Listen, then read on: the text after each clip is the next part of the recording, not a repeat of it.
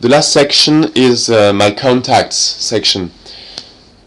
Here you've got access to your contacts, so people who already belong to your network of contacts on LinkedIn, or people who belong to your contacts but who are not registered yet on LinkedIn.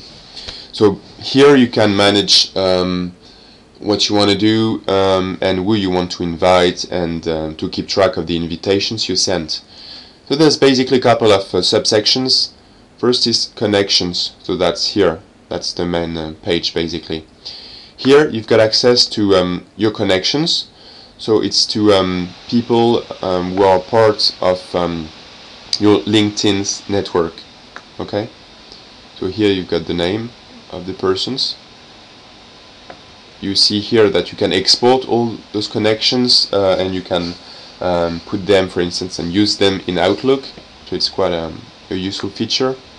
If I go up here, then you see that I still, in that case, have 146 outstanding invitations that I sent to people I know. So hopefully they will respond and they will register on LinkedIn. And here you can browse your connections based on the name, basically. Last name we're talking here. Still on that page, LinkedIn urge you to invite more people. So if you've got friends or colleagues, you can invite them now clicking here. Or, very interesting feature, LinkedIn for Outlook.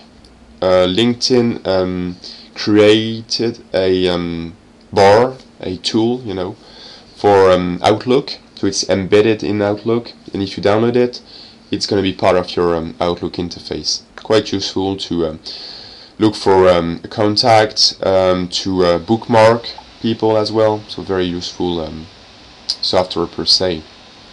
So this is connections. Now the second one is invitations. Invitations, the one you sent. So you keep track of everything. You can decide to resend it, so to reinvite people, or withdraw. So you can withdraw an invitation. Here you click and you've got received.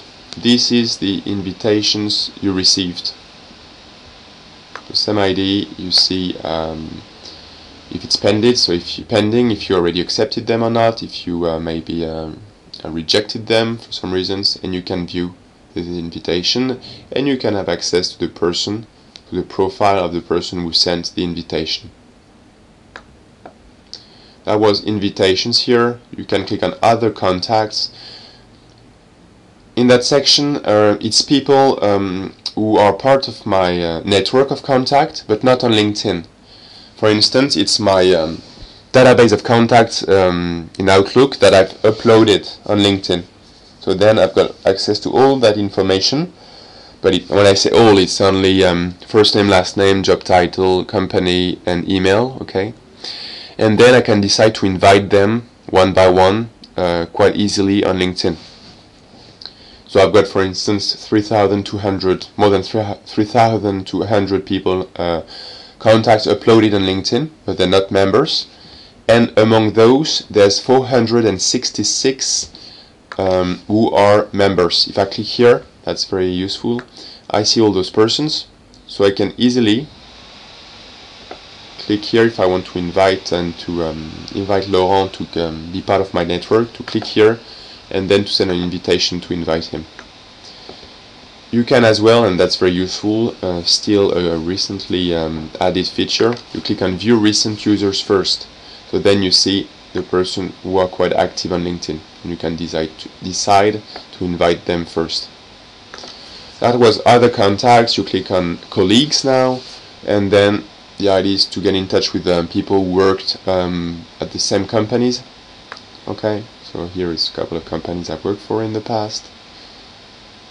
So then I could click and potentially find someone that I know. Some people do abuse of that to some extent, that they send invitations to all the people. For instance, if you work at SocGen and I work there, same time, they would invite me, whereas I don't know them. It's a strategy. I think that it's not fantastically good, because then the purpose of LinkedIn should be or is to invite people you know, or people you're familiar with, or you've got a strong connection to them.